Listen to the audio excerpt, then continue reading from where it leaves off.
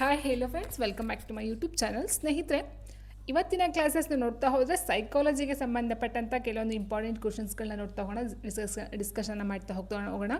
So ಇಲ್ಲಿ first question ಈ ರೀತಿ ಇದೆ: ಪ್ರಚೋದನೆ ಮತ್ತು ಪ್ರತಿಕ್ರಿಯೆಗಳ ನಡುವೆ ಏರ್ಪಡುವ ಬಂಧವೇ ಕಲಿಕೆ ಎಂದು ವ್ಯಾಖ್ಯಾನವನ್ನು ನೀಡಿದಂಥವ ತಜ್ಞ ಯಾರು ಅಂತ ಕೇಳಿದರೆ, ಅಂದರೆ ಪ್ರಚೋದನೆ ಮತ್ತು ಪ್ರತಿಕ್ರಿಯೆಗಳ ನಡುವೆ ಏರ್ಪಡುವಂತಹ ಒಂದು ಬಂಧವೇ ಕಲಿಕೆಯ ಬಗ್ಗೆ ವ್ಯಾಖ್ಯಾನವನ್ನು ಕೊಟ್ಟಿರ್ತಕ್ಕಂಥದ್ದು. ಸೊ ಆಪ್ಷನ್ ಈ ರೀತಿ ಇದೆ: ಗಾರ್ಡನರ್, ಮರ್ಫಿ, ವುಡ್ವರ್ತ್, ಥಾರ್ನ್ಡೈಕ್, ಗೇಟ್ಸ್ ಅಂತ ಕೊಟ್ಟಿದ್ದಾರೆ.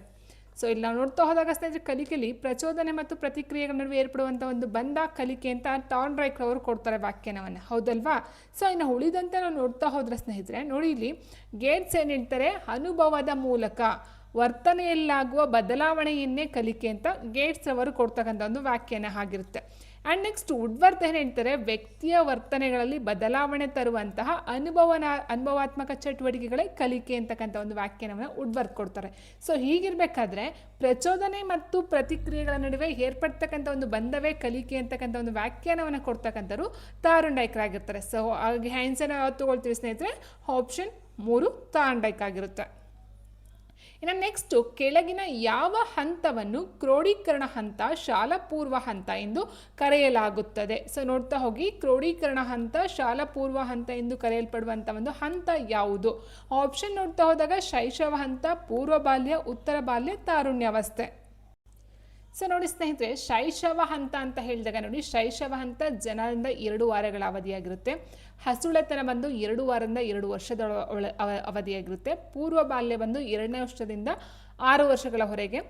ಉತ್ತರ ಬಾಲ್ಯ ಬಂದು 6ರಿಂದ 12, ಕಿಶೋರಾವಸ್ಥೆ ಬಂದು 12ರಿಂದ 18. ನಮಗೆ ಬೇಡ ಈಗ ಉತ್ತರ ಬಾಲ್ಯ ಮತ್ತು ಪೂರ್ವ ಬಾಲ್ಯ. ಓಕೆ, ಸೊ ಹೀಗಿರಬೇಕಾದ್ರೆ ಉತ್ತರ ಬಾಲ್ಯ ಮತ್ತು ಪೂರ್ವ ಬಾಲ್ಯ ಅಂತ ನೋಡ್ತಾ ಹೋದಾಗ ಶಾಲಾ ಪೂರ್ವ ಹಂತ ಅಂತ ಹೇಳಿದ್ರೆ ಏನಾಗುತ್ತೆ ಸ್ನೇಹಿತರೆ, ಇಲ್ಲಿ ನೋಡಿ, ಶಾಲಾ ಪೂರ್ವ ಅಂತ ಹೇಳಿದಾಗ 2ನೇ ವರ್ಷದಿಂದ ಕೊನೆ 6 ವರ್ಷಗಳವರೆಗೆ ಅಂತ ಹೇಳ್ತೀವಿ. ಇಟ್ ಮೀನ್ಸ್ ಮಕ್ಕಳು ಶಾಲೆಗೆ ಸೇರಿಸ್ತಕ್ಕಂಥ ಹಿಂದಿನ ಒಂದು ಟೈಮ್ ಏನಿರುತ್ತೋ ಅದನ್ನು ಶಾಲಾ ಪೂರ್ವ ಹಂತ ಅಂತ ಹೇಳ್ತೀವಿ.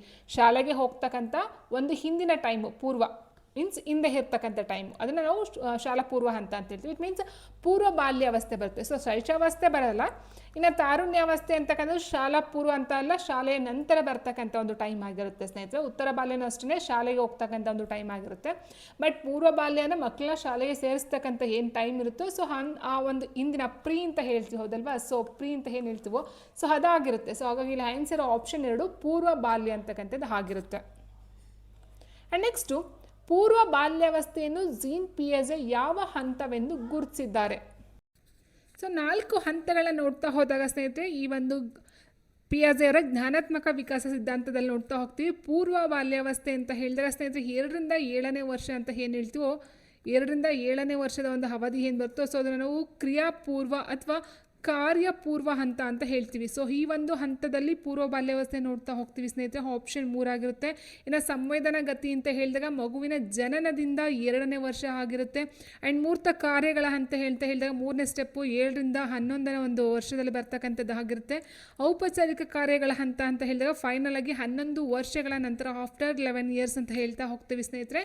ಸೊ ಹಾಗಾಗಿ ಫಸ್ಟ್ ಬರ್ತಕ್ಕಂಥದ್ದು ಇಲ್ಲಿ ಯಾವುದು ಅಂತ ಹೇಳಿದ್ರೆ ಸಂವೇದನಾ ಗತಿ ಅಂತ ಫಸ್ಟ್ ಸ್ಟೇಜ್ ಆಗಿರುತ್ತೆ. 2ನೇ ಸ್ಟೇಜ್ ಬಂದು ಈ ಒಂದು ಕಾರ್ಯಪೂರ್ವ ಹಂತ ಆಗಿರುತ್ತೆ. 3rd ಸ್ಟೇಜ್ ಬಂದು ಮೂರ್ತ ಕಾರ್ಯಗಳ ಹಂತ ಅಂತ ಹೇಳ್ತೀವಿ. ಆ್ಯಂಡ್ 4th ಸ್ಟೇಜ್ ಬಂದು ಔಪಚಾರಿಕ ಕಾರ್ಯಗಳ ಹಂತ ಆಗಿರುತ್ತೆ. ಓಕೆ, ಸೊ ಹೀಗಾಗಿ ಆನ್ಸರ್ ಯಾವುದಾಗಿರುತ್ತೆ ಇಲ್ಲಿ, ಆಪ್ಷನ್ 3 ಕ್ರಿಯಾಪೂರ್ವ ಅಥವಾ ಕಾರ್ಯಪೂರ್ವ, ಪ್ರೀ ಆಪರೇಷನಲ್ ಸ್ಟೇಜ್ ಅಂತ ಹೇಳ್ತೀವಿ.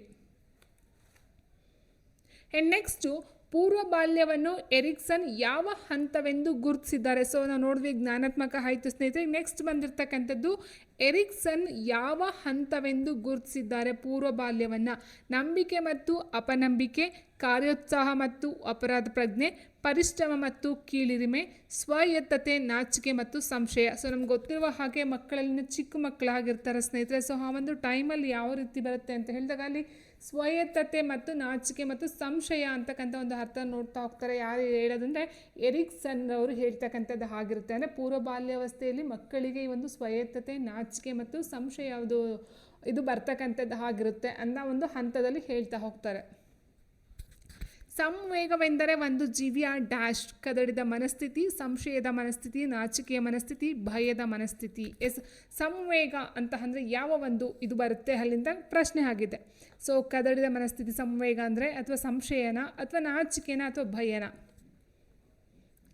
ಸಂವೇಗ ಅಂತ ಹೇಳಿದ್ರೆ ಸ್ನೇಹಿತರಲ್ಲಿ ಕದಡಿದ ಮನಸ್ಥಿತಿ ಅಂದರೆ ಒಂದು ಕ್ಲಾರಿಟಿ ಇರೋದಿಲ್ಲ ಅಂತಕ್ಕಂಥದ್ದು ಆಗಿರುತ್ತೆ. ಕ್ಲಾರಿಟಿ ಅಥವಾ ಏನು ಒಂದು ಹೇಳ್ತೀವಿ, ಯಾವುದೋ ಒಂದು ಸ್ಪಷ್ಟತೆ ಇರೋದಿಲ್ಲ, ಕದಡಿದ ಮನಸ್ಥಿತಿ ಅಂತ ಹೇಳಬಹುದು. ನೆಕ್ಸ್ಟು ಉತ್ತರ ಬಾಲ್ಯಾವಸ್ಥೆಯನ್ನು ಉತ್ತರ ಬಾಲ್ಯಾವಸ್ಥೆಯನ್ನು GNPS ಯಾವ ಹಂತವೆಂದು ಗುರುತಿಸಿದ್ದಾರೆ ಅಂತ ಕೊಡ್ತಾರೆ ಸ್ನೇಹಿತರೆ. ನಾವು ಆಲ್ರೆಡಿ ಹೇಳಿದಾಗೆ ಉತ್ತರ ಬಾಲ್ಯಾವಸ್ಥೆ ಅಂತಕ್ಕಂಥದ್ದು ಏನಾಗಿರುತ್ತೆ ಅಂತ ಹೇಳಿದ್ರೆ ಈ ಒಂದು 6ರಿಂದ 12 ವರ್ಷ ಅಂತ ಹೇಳ್ತಾ ಹೋಗ್ತೀವೋ, ಸೊ ಅದಾಗಿರುತ್ತೆ ಸ್ನೇಹಿತರೆ. ಸೊ ಅದಾಗಿದ್ದಾಗ ಅಂತ ಹೇಳಿದ್ರೆ ಈಗ ಸಂವೇದನಾ ಗತಿ ಬರಲ್ಲ, ಯಾಕಂದರೆ ಅದು ಮಗು ಜನನ ಆಗಿರ್ತಕ್ಕಂಥ ಒಂದು ಟೈಮ್ ಆಗಿರುತ್ತೆ. ಇನ್ನು ನೆಕ್ಸ್ಟು ಮೂರ್ತ ಕಾರ್ಯಗಳ ಹಂತ ಅಂತಕ್ಕಂಥದ್ದು ನೋಡ್ತಾ ಹೋದಾಗ ಮೂರ್ತ ಕಾರ್ಯಗಳ ಹಂತ ಬಂದಾಗ ಅದು 7ರಿಂದ 11 ವರ್ಷ ಅಂತ ಹೇಳ್ತೀವಿ ಸ್ನೇಹಿತರೆ. 7ರಿಂದ 11 ವರ್ಷ ಆಗಿರುತ್ತೆ. ಸೊ ಈ ಒಂದು ಟೈಮಲ್ಲಿ ಉತ್ತರ ಬಾಲ್ಯಾವಸ್ಥೆ ಬರುತ್ತೆ, ಹೌದಲ್ವಾ. ಸೊ ಕ್ರಿಯಾಪೂರ್ವ ಹಂತ ಅಂತ ಹೇಳಿದ್ರೆ ಇಲ್ಲಿ 6ರಿಂದ 11 ಬರುತ್ತೆ.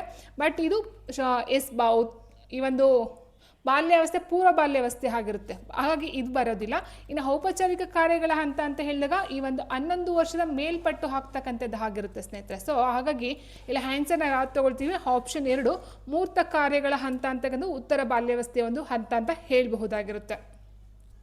ಇನ್ನು ನೆಕ್ಸ್ಟ್ ಕೆಳಗಿನ ಯಾವ ಹಂತವನ್ನು ಕೂಟಯುಗ ಶಾಲಾ ಹಂತ ಎಂದು ಕರೆಯಲಾಗುತ್ತದೆ? ಶೈಶವ ಹಂತ, ಪೂರ್ವ ಬಾಲ್ಯ, ಉತ್ತರ ಬಾಲ್ಯ, ತಾರುಣ್ಯಾವಸ್ಥೆ. ಸೊ ಆಲ್ರೆಡಿ ಹೇಳಿದಾಗೆ ಶೈಶವ ಹಂತ ಬರ್ತಕ್ಕಂಥದ್ದು ಆಗೋದಿಲ್ಲ ಸ್ನೇಹಿತರೆ, ಹೌದಲ್ವಾ. ಸೊ ನಿಮ್ಗೆ ಗೊತ್ತಿರುವ ಹಾಗೆ ನೋಡಿ ಇಲ್ಲಿ ಕೊಡ್ತೀನಿ ಇನ್ಫಾರ್ಮೇಷನು.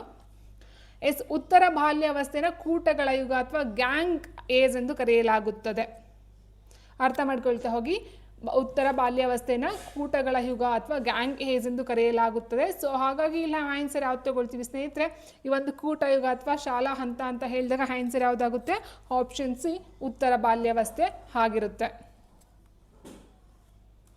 ಆ್ಯಂಡ್ ನೆಕ್ಸ್ಟು ಅಡೋಲೆಸೆನ್ಸ್ ಎಂಬ ಪದವು ಯಾವ ಭಾಷೆಯಿಂದ ಬಂದಿದೆ? Latin, Greek, Arabic and English ಅಂತ ಕೊಟ್ಟಿದ್ದಾರೆ. ಅಡೋಲೆಸೆನ್ಸ್ ಎಂಬ ಪದವು ಯಾವ ಭಾಷೆಯಿಂದ ಬಂದಿದೆ? ಸೊ ಉತ್ತರ ಸ್ನೇಹಿತರೆ ಆಪ್ಷನ್ 1 ಲ್ಯಾಟಿನ್ ಭಾಷೆಯಿಂದ ಬಂದಿರತಕ್ಕಂಥದ್ದು ಆಗಿದೆ. ಇದರ ಅರ್ಥ ಬಂದು ಸ್ನೇಹಿತರೆ ತಾರುಣ್ಯ ಅಥವಾ ಹದಿಹರೆಯ ಅಂತ ಅರ್ಥ ಬರುತ್ತೆ. ಸೊ ಅಡೋಲೆಸೆನ್ಸ್ ಬಂದು ಲ್ಯಾಟಿನ್ ಭಾಷೆಯ ಒಂದು ಪದವಾಗಿರುತ್ತೆ. ನೆಕ್ಸ್ಟ್ ಕೆಳಗಿನ ಯಾವ ಹಂತವನ್ನು ಬೆಳವಣಿಗೆಯ ಬುಗ್ಗೆ ಎಂದು ಕರೆಯಲಾಗುತ್ತದೆ? ಶೈಶವ ಹಂತ, ಪೂರ್ವ ಬಾಲ್ಯ, ಉತ್ತರ ಬಾಲ್ಯ ಮತ್ತು ತಾರುಣ್ಯಾವಸ್ಥೆ ಅಂತ ಕೊಟ್ಟಿದ್ದಾರೆ ಸ್ನೇಹಿತರೆ. ನೋಡಿ ಇಲ್ಲಿ ಕೆಳಗಿನ ಯಾವ ಹಂತವನ್ನು ಬೆಳವಣಿಗೆಯ ಬುಗ್ಗೆ ಎಂದು ಕರೆಯಲಾಗುತ್ತದೆ? ವೆರಿ ಇಂಪಾರ್ಟೆಂಟ್ ಕ್ವೆಶನ್ಸ್, ತುಂಬ ರಿಪೀಟೆಡ್ ಕ್ವೆಶನ್ಸ್ ಅಂತ ಹೇಳ್ಬೋದು ಸ್ನೇಹಿತರೆ. ಬೆಳವಣಿಗೆ ಬುಗ್ಗೆ ಶೈಶವ ಹಂತ, ಪೂರ್ವ ಬಾಲ್ಯ ಹಂತ, ಉತ್ತರ ಬಾಲ್ಯ ಹಂತ, ತಾರುಣ್ಯಾವಸ್ಥೆ. ಸೊ ಸರಿಯಾದಂಥ ಒಂದು ಉತ್ತರ ಆಪ್ಷನ್ 4 ತಾರುಣ್ಯಾವಸ್ಥೆ ಆಗಿರುತ್ತೆ. ತಾರುಣ್ಯಾವಸ್ಥೆಯನ್ನು ಎರಿಕ್ಸನ್ ಯಾವ ಹಂತವೆಂದು ಗುರುತಿಸಿದ್ದಾರೆ? ನಂಬಿಕೆ ಮತ್ತು ಅಪನಂಬಿಕೆ, ಆಧ್ಯಾತ್ಮ, ಮನೋಭಾವನೆ, ತಿರಸ್ಕಾರ ಮತ್ತು ಗೊಂದಲ, ಪರಿಶ್ರಮ ಮತ್ತು ಕೀಳಿರಿಮೆ, ಸ್ವಾಯತ್ತತೆ, ನಾಚಿಕೆ ಮತ್ತು ಸಂಶಯ. ಸೊ ನೋಡಿ ಸ್ನೇಹಿತರೆ, ಇಲ್ಲಿ ನಾವು 2 ರೀತಿ ನೋಡ್ತಾ ಹೋಗ್ತೀವಿ. ಫಸ್ಟ್ ಒಂದು ನೋಡಿದ್ವಿ ಬಾಲ್ಯಾವಸ್ಥೆ ನೋಡ್ತಾ ಹೋದ್ವಿ, ಇದು ಬಂದು ತಾರುಣ್ಯಾವಸ್ಥೆ ಆಗಿರುತ್ತೆ. ತಾರುಣ್ಯಾವಸ್ಥೆಯ ಎರಿಕ್ಸನ್ ಯಾವ ಹಂತವೆಂದು ಗುರುತಿಸಿದ್ದಾರೆ? ನಂಬಿಕೆ ಮತ್ತು ಅಪನಂಬಿಕೆ, ತದ್ಯಾತ್ಮ, ಮನೋಭಾವನೆ, ತಿರಸ್ಕಾರ ಮತ್ತು ಗೊಂದಲ, ಪರಿಶ್ರಮ ಮತ್ತು ಕೀಳಿರಿಮೆ, ಸ್ವಾಯತ್ತತೆ, ನಾಚಿಕೆ ಮತ್ತು ಸಂಶಯ. ನೋಡಿ ಸ್ವಾಯತ್ತತೆ, ನಾಚಿಕೆ ಮತ್ತು ಸಂಶಯ ಬಂದು ಬಾಲ್ಯಾವಸ್ಥೆ ನೋಡ್ತಾ ಹೋಗ್ತೀವಿ ಸ್ನೇಹಿತರೆ. ಬಟ್ ಇಲ್ಲಿ ತಾರುಣ್ಯಾವಸ್ಥೆ ಅಂತ ಹೇಳಿದಾಗ ತಾಧ್ಯಾತ್ಮ, ಮನೋಭಾವನೆ, ತಿರಸ್ಕಾರ ಮತ್ತು ಗೊಂದಲ. ಸೊ ಆನ್ಸರ್ ಆಪ್ಷನ್ 2 ಆಗಿರುತ್ತೆ. ನೆಕ್ಸ್ಟ್ ಒಂದು ಮಗು 15 ಸೇಬು ಹಣ್ಣಿನ ಬುಟ್ಟಿಯಿಂದ 8 ಸೇಬು ಹಣ್ಣುಗಳನ್ನು ತೆಗೆದು ನಂತರ 7 ಹಣ್ಣುಗಳು ಉಳಿದಿವೆ ಎಂದು ಅರ್ಥೈಸಿಕೊಳ್ಳುವುದು. ಇದರ ಉದಾಹರಣೆ ಅಂತ ಕೇಳಿದರೆ ಪಾರ್ಶ್ವ ವರ್ಗಾವಣೆ, ಅನುಕ್ರಮ ವರ್ಗಾವಣೆ, ಸಮತಲ ವರ್ಗಾವಣೆ, ಲಂಬ ವರ್ಗಾವಣೆ. ಸೊ ಒಂದು ಗೊತ್ತಿದೆ, 15 ಸೇಬನ್ನು ತಗೊಂಡಾಗ 8 ಸೇಬುಗಳನ್ನ ತೆಗೆದುಕೊಂಡು ಅದನ್ನು ಉಳ್ಕೊಳ್ತಕ್ಕಂಥ 7 ಅಂತ ಕರೆಕ್ಟಾಗಿ ಹೇಳ್ತಕ್ಕಂಥದ್ದು ಆಗಿರುತ್ತೆ. ಸೊ ಹೀಗಿರಬೇಕಾದ್ರೆ ಇದು ಎಂತಹ ಉದಾಹರಣೆ? ಸೊ ಪಾರ್ಶ್ವ ವರ್ಗಾವಣೆ ಆಗಿರುತ್ತೆ. ಸೊ ಹಾಗಂದ್ರೆ ಏನಾಗಾದರೆ ಪಾರ್ಶ್ವ ವರ್ಗಾವಣೆ ಅಂದರೆ ಸ್ನೇಹಿತರೆ, ಒಂದು ಶಾಲೆಯಲ್ಲಿ ಕಲಿತಂತಹ ವಿಷಯವನ್ನು, ಕಲಿತಂತಹ ಅನುಭವಗಳನ್ನು ಒಂದು ಶಾಲೆಯ ಹೊರಗಿನ ಜಾಗಗಳಲ್ಲಿ ಅಥವಾ ಹೊರಗಿನ ಸನ್ನಿವೇಶಗಳನ್ನು ಬಳಸ್ಕೊಳ್ತಕ್ಕಂಥದ್ದು ಆಗಿರುತ್ತೆ. ಸೊ ಅದನ್ನು ನಾವೇನಂತ ಹೇಳ್ತೀವಿ? ಪಾರ್ಶ್ವ ವರ್ಗಾವಣೆ ಅಂತ ಹೇಳ್ತೀವಿ. ಅಂದರೆ ಒಂದು ಮಗು ಶಾಲೆಯಲ್ಲಿ ಈ ಒಂದು ಏನು ಸಮ್ ಅಥವಾ ಲೆಕ್ಕಗಳನ್ನ ಕಲಿತಾ ಹೋಗುತ್ತೆ. ಅದು ಕೂಡೋದಾಗಿರೋದು ಕಳಿಬೋದಾಗಿದ್ದು. ಸೊ ಅದನ್ನು ಮನೆಗಳಲ್ಲಿ ಅಥವಾ ಬೇರೆ ಒಂದು ಸನ್ನಿವೇಶಗಳಲ್ಲಿ ಅದನ್ನು ಬಳಸ್ಕೊಳ್ತಕ್ಕಂಥದ್ದು ಏನಿದೆಯೋ ಸೊ ಅದನ್ನು ನಾವೇನು ಹೇಳ್ತೀವಿ ಪಾರ್ಶ್ವ ವರ್ಗಾವಣೆ ಅಂತ ಕರಿತಾ ಹೋಗ್ತೀವಿ. ಸೊ ಇನ್ನು ಅನುಕ್ರಮ ಅಥವಾ ಕ್ರಮಾನುಗತಿ ಅಂತ ಹೇಳಿದ್ರೆ ಸೈನ್ಸಿಂದ ಸೋಷಿಯಲ್ನ ಕಲಿತಕ್ಕಂಥದ್ದಾಗಿರ್ಬೋದು ಅಥವಾ ಸೋಷಿಯಲಿಂದ ಬೇರೆ ಒಂದು ಮ್ಯಾಥ್ಸ್ಗೆ ಸಂಬಂಧಪಟ್ಟಂತೆ ಕಲಿತಕ್ಕಂಥದ್ದಾಗಿರ್ಬೋದು. ಸೊ ಅದನ್ನು ನಾವು ಅನುಕ್ರಮ ಅಂತ ಕರಿತೀವಿ. ಅಂದರೆ ಬೇರೆ ಬೇರೆ ಪಠ್ಯಕ್ರಮದ ಬೇರೆ ಬೇರೆ ವಿಷಯಗಳಿಗೆ ಹೋಲಿಕೆಯನ್ನು ಮಾಡ್ಕೊಂಡು ಮಾಡ್ತಕ್ಕಂಥದ್ದಾಗಿರುತ್ತೆ. ಸೊ ಹೀಗಿರಬೇಕಾದ್ರೆ ಪಾರ್ಶ್ವ ವರ್ಗಾವಣೆ ಅಂತ ಹೇಳಿದ್ರೆ ಸ್ಕೂಲಲ್ಲಿ ಕಲಿತದನ್ನು ಬೇರೆ ಕಡೆ ನಾವು ಪ್ರಯೋಗವನ್ನು ಮಾಡಿ ಕಲಿತಕ್ಕಂಥದ್ದು ಆಗಿರುತ್ತೆ. ಸೊ ಹಾಗಾಗಿ ಇಲ್ಲಿ ಆನ್ಸರ್ ಆಪ್ಷನ್ ಒಂದು ಪಾರ್ಶ್ವ ವರ್ಗಾವಣೆ. ನೆಕ್ಸ್ಟ್ ಈ ಕೆಳಗಿನಲ್ಲಿ ಜೈವಿಕ ಅಗತ್ಯತೆ ಅಲ್ಲದಿರುವುದು ಯಾವುದು ಅಂತ ಕೇಳಿದರೆ, ಜೈವಿಕ ಅಗತ್ಯತೆ ಅಂದರೆ ಒಂದು ಜೀವಿಗೆ ಬದುಕೋದಕ್ಕೆ ಏನು ಬೇಕೋ ಅದನ್ನು ನಾವು ಬದುಕಲು ಬೇಕಿರ್ತಕ್ಕಂಥ ನಾವು ಜೈವಿಕ ಅಗತ್ಯತೆ ಅಂತ ಹೇಳ್ತೀವಿ. ಈಗ ಬದುಕಬೇಕಂತಂದರೆ ಆಹಾರದ ಅಗತ್ಯತೆ ಬೇಕಾಗುತ್ತೆ ಆ್ಯಂಡ್ ವಿರಾಮ, ನಿದ್ದೆ, ಭದ್ರತೆ ಅಂತ ಕೊಟ್ಟಿದ್ದಾರೆ, ಹೌದಲ್ವಾ? ಸೊ ಜೈವಿಕ ಅಗತ್ಯತೆ ಅಂತ ಹೇಳಿದ್ರೆ ಆಹಾರ ಬೇಕೇ ಬೇಕು, ನಿದ್ದೆ ಬೇಕೇ ಬೇಕು, ವಿರಾಮ ರೆಸ್ಟ್ ಬೇಕೇ ಬೇಕಾಗಿರುತ್ತೆ. ಬಟ್ ಭದ್ರತೆ ಅವಶ್ಯಕತೆ ಅಂತ ಹೇಳಿದಾಗ ಅದು ಜೈವಿಕ ಅಗತ್ಯತೆ ಅನ್ಸ್ಕೊಳ್ಳೋದಿಲ್ಲ ಸ್ನೇಹಿತರೆ, ಹೌದಲ್ವಾ? ಸೊ ಹಾಗಾಗಿ ಆನ್ಸರ್ ಆಪ್ಷನ್ ನಾವು 4 ತಗೊಳ್ತಾ ಹೋಗ್ತೀವಿ. ನೆಕ್ಸ್ಟ್ ಕ್ರಿಯಾಜನ್ಯ ವರ್ತನೆಯನ್ನು ಧನಾತ್ಮಕ ಪ್ರಚೋದನೆಯ ಮೂಲಕ ದೃಢಗೊಳಿಸಬಹುದು, ಆದರೆ ಋಣಾತ್ಮಕ ಪುನರ್ಬಲನವು ಅದನ್ನು ದುರ್ಬಲಗೊಳಿಸುತ್ತದೆ. ಇದನ್ನು ಹೇಳಿದವರು ಯಾರು ಅಂತ ಕೇಳಿದರೆ ನೋಡಿ, ಕ್ರಿಯಾಜನ್ಯ ವರ್ತನೆಯನ್ನು ಧನಾತ್ಮಕ ಪ್ರಚೋದನೆ ಮೂಲಕ ದೃಢಗೊಳಿಸಬಹುದು, ಇಟ್ ಮೀನ್ಸ್ ಪಾಸಿಟಿವ್ ಅಂತ ಹೇಳ್ತೀವಿ. ಅದೇ ರೀತಿ ಋಣಾತ್ಮಕ ಪುನರ್ಬಲನವು ಅದನ್ನು ದುರ್ಬಲಗೊಳಿಸುತ್ತೆ, ವೀಕ್ ಮಾಡುತ್ತೆ. ಈ ಒಂದು ಮಾತನ್ನು ಹೇಳಿರ್ತಕ್ಕಂಥವ್ರು ಯಾರು? Pavlov, Bandura, Albert Bandura, BF Skinner, Thorndike ಅಂತ ಕೊಟ್ಟಿದ್ದಾರೆ ಸ್ನೇಹಿತರೆ. ಈ ಒಂದು ವಾಕ್ಯನ ಅಥವಾ ಈ ಒಂದು ಸಾಲುಗಳನ್ನು ಹೇಳಿರ್ತಕ್ಕಂಥ BF ಸ್ಕಿನ್ನರ್ ಅವರಾಗಿರ್ತಾರೆ. ಆನ್ಸರ್ ಆಪ್ಷನ್ 3 ಕ್ರಿಯಾಜನ್ಯ ವರ್ತನೆಗೆ ಸಂಬಂಧಪಟ್ಟಂತೆ. ನೆಕ್ಸ್ಟ್ ಈ ಕೆಳಗಿನಲ್ಲಿ ಒಂದು ತರಗತಿಯ ಪ್ರೇರಣಾ ತಂತ್ರವಲ್ಲದಿರುವುದು ಯಾವುದು? ಪ್ರೇರಣೆ ಮೀನ್ಸ್ ಪ್ರಚೋದನೆಯನ್ನು ಮಾಡ್ತಕ್ಕಂಥದ್ದು ಯಾವುದು ಅಲ್ಲ ಅಂತ ಕೇಳಿದ್ರೆ ಶಿಕ್ಷಕ ಕೇಂದ್ರಿತ ಮಾರ್ಗ, ಮಗು ಕೇಂದ್ರಿತ ಮಾರ್ಗ, ಸ್ಪರ್ಧೆ ಮತ್ತು ಸಹಕಾರ, ಬಹುಮಾನ ಮತ್ತು ಶಿಕ್ಷೆ. ನೋಡ್ತಾ ಆನ್ಸರ್ ಹೇಳ್ಬಿಡ್ಬೋದು ಸ್ನೇಹಿತರೆ. ಪ್ರೇರಣಾ ತಂತ್ರ ಅಲ್ಲ ಅಂತ ಕೇಳಿದರೆ ಮಗು ಕೇಂದ್ರಿತ ಅಂತ ಹೇಳಿದಾಗ ಹೌದು, ಮಗುಗೆ ನಾವು ಗುರಿಯಾಗಿ ಇಟ್ಕೊಂಡು ಅದಕ್ಕೆ ಏನು ಬೇಕೋ ಅದನ್ನು ಕೊಡ್ತಕ್ಕಂಥದ್ದು ಪ್ರೇರಣೆ ಆಗಿರುತ್ತೆ. ಸ್ಪರ್ಧೆ ಮತ್ತು ಸಹಕಾರನೂ ಅಷ್ಟೇ ಪ್ರೇರಣೆಯನ್ನು ಕೊಡ್ತಕ್ಕಂಥದ್ದು. ಬಹುಮಾನ ಮತ್ತು ಶಿಕ್ಷೆನೂ ಸಹ ಈ ಒಂದು ಪ್ರೇರಣೆಯನ್ನು ಕೊಡ್ತಕ್ಕಂಥದ್ದು ಆಗಿರುತ್ತೆ. ಬಟ್ ಇಲ್ಲಿ ಶಿಕ್ಷಕ ಕೇಂದ್ರಿತ ಅಂತಕ್ಕಂಥದ್ದು ತಪ್ಪಾಗುತ್ತೆ. ಯಾಕಂದರೆ ಮಕ್ಕಳನ್ನು ನೋಡ್ಕೊಂಡು ನಾವು ಪಾಠವನ್ನು ಮಾಡಬೇಕು ಹೊರತು ಶಿಕ್ಷಕರಿಗೆ ಹೇಗೆ ಬೇಕೋ ಶಿಕ್ಷಕರನ್ನು ಕೇಂದ್ರವಾಗಿ ಇಟ್ಕೊಂಡು ನಾವು ಪಾಠವನ್ನು ಮಾಡ್ತಕ್ಕಂಥದ್ದು ಅಲ್ಲ ಅಲ್ವಾ? ಸೊ ತರಗತಿ ಕ್ಲಾಸಸ್ನ ನಡೆಸ್ತಕ್ಕಂಥದ್ದು ಆಗೋದಿಲ್ಲ. ಹಾಗಾಗಿ ನಾವು ಇಲ್ಲಿ ಆನ್ಸರ್ ಯಾವ್ದು ತಗೊಳ್ತೀವಿ? ಆಪ್ಷನ್ 1 ಶಿಕ್ಷಕ ಕೇಂದ್ರಿತ ಮಾರ್ಗ ಒಂದು ಪ್ರೇರಣಾ ತಂತ್ರ ಆಗಿರುವುದಿಲ್ಲ. ನೆಕ್ಸ್ಟ್ ಅನುವಂಶೀಯತೆಯ ಪ್ರಕಾರ ಒಂದು ಮಗು ಅನುವಂಶಿಕವಾಗಿ ತಂದೆ ತಾಯಿಯರಿಂದ ಎಲ್ಲ ಪ್ರಬಲ ಗುಣಲಕ್ಷಣಗಳನ್ನು ಪಡೆದುಕೊಳ್ಳುತ್ತದೆ. ಆ್ಯಂಡ್ 50% ಪಿತೃವಿನಿಂದ ಮತ್ತು 50% ಮಾತೃವಿಂದ ಕಡೆಯಿಂದ, 75% ತಾಯಿಯಿಂದ ಮತ್ತು 25% ತಂದೆಯಿಂದ. ಆ್ಯಂಡ್ ತಂದೆ ತಾಯಿಯರ ಎಲ್ಲ ದುರ್ಬಲ ಗುಣ ಲಕ್ಷಣಗಳು ಅಂತ ಕೊಟ್ಟಿದ್ದಾರೆ. ಸೊ ಫಸ್ಟ್ ನಾವು ಅರ್ಥ ಮಾಡ್ಕೋಬೇಕಾದ್ರೇನು, ಒಂದು ಮಗುವಿಗೆ ತನ್ನ ಒಂದು ಪೋಷಕರಿಂದ ಬಂದಿದೆ ಅಂತ ಹೇಳಿದ್ರೆ ಅದು ಒಳ್ಳೆಯದು ಸಹ ಬರುತ್ತೆ, ಕೆಟ್ಟದು ಸಹ ಬರುತ್ತೆ. ಅಂದರೆ ಪ್ರಬಲ ಗುಣಗಳು ಸಹ ಬರುತ್ತೆ, ದುರ್ಬಲ ಗುಣಗಳು ಸಹ ಬರುತ್ತೆ. ಓನ್ಲಿ ಪ್ರಬಲನೇ ಬರ್ತಕ್ಕಂಥದ್ದಲ್ಲ, ಓನ್ಲಿ ದುರ್ಬಲ ಗುಣಗಳೇ ಬರ್ತಕ್ಕಂಥದ್ದು ಅಲ್ಲ ಸ್ನೇಹಿತರೆ. ಸೊ ಹಾಗಾಗಿ ಅವೆರಡೂ ಸಹ ನಾವು ಕ್ಯಾನ್ಸಲ್ ಮಾಡ್ತಾ ಹೋಗ್ತೀವಿ. ಇನ್ನು ಉಳಿದಂತೆ ನೋಡ್ತಾ ಹೋದಾಗ ನಮಗೆ ಇಲ್ಲಿ ತಂದೆ ತಾಯಿ ಇಬ್ಬರಿಂದನೂ ಸಹ ಮಕ್ಕಳಿಗೆ ಸಿಗ್ತಕ್ಕಂಥದ್ದಾಗಿರೋದ್ರಿಂದ ಸೊ ನಾವು ಅದನ್ನು ಇದು ಮಾಡೋಕ್ಕಾಗಲ್ಲ. ಆಪ್ಷನ್ 2 50% ಪಿತೃವಿನಿಂದ 50% ಮಾತೃವಿಂದ ಬರ್ತಕ್ಕಂಥದ್ದು. ಸೊ ಅದು ಪ್ರಬಲ ಒಳ್ಳೆಯದಾಗಿರ್ಬೋದು ಅಥವಾ ಕೆಟ್ಟ ಗುಣಗಳಾದರೂ ಸಹ ಆಗಿರಬಹುದಾಗಿರುತ್ತೆ. ನೆಕ್ಸ್ಟ್ ಅನಾರೋಗ್ಯಕರ ಮನೋಧೋರಣೆ, ಮೂಢನಂಬಿಕೆ ಮತ್ತು ಭಯ ಇವುಗಳನ್ನು ತೊಡೆದು ಹಾಕಲು ಬೆಳೆಸಬಹುದಾದ ಸಿದ್ಧಾಂತ ಯಾವುದು? ಪ್ರಯತ್ನ ಮತ್ತು ದೋಷ ಕಲಿಕೆ. ನೋಡಿ, ಅನಾರೋಗ್ಯಕರ ಮನೋಧೋರಣೆ, ಮೂಢನಂಬಿಕೆ, ಭಯವನ್ನು ತೊಡೆದು ಹಾಕಲು ಬೆಳೆಸಬಹುದಾದ ಸಿದ್ಧಾಂತ ಯಾವುದು?